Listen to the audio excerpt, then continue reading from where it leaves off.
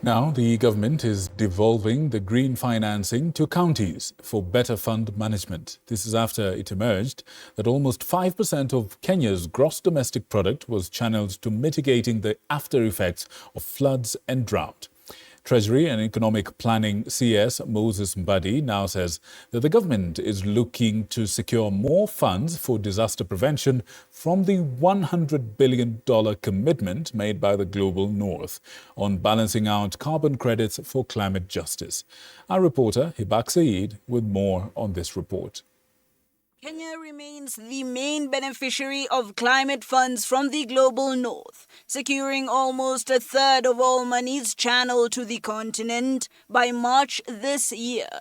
According to data collected by the European House Ambrosati, Kenya attracted around $7 billion in capital flows for green-centric projects, amassing 28% of such funds coming into the continent, which translates to trillions of Kenyan shillings. To enhance our access to climate finance.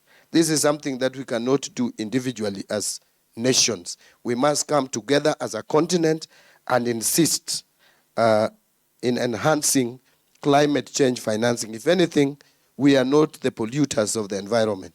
We know where the polluters reside.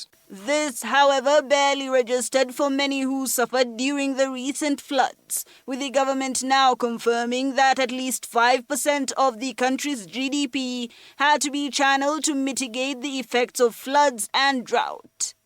Climate Action Plan, FLOCA, and in particular has successfully mobilized financing at both the community level through our county governments. Proposing that Africa's requirement to deliver on the goal of new collective quantified goal that we require at Baku is up to $1.3 trillion.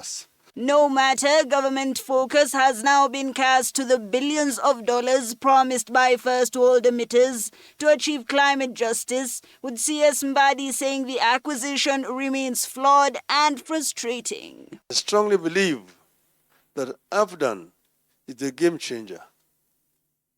AFDAN, therefore, has a critical role in supporting the African Union Commission in its commitment to climate action.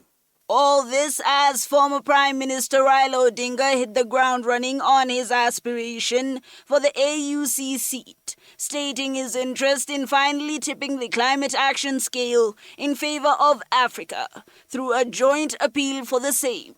Hibak Saeed for TV 47.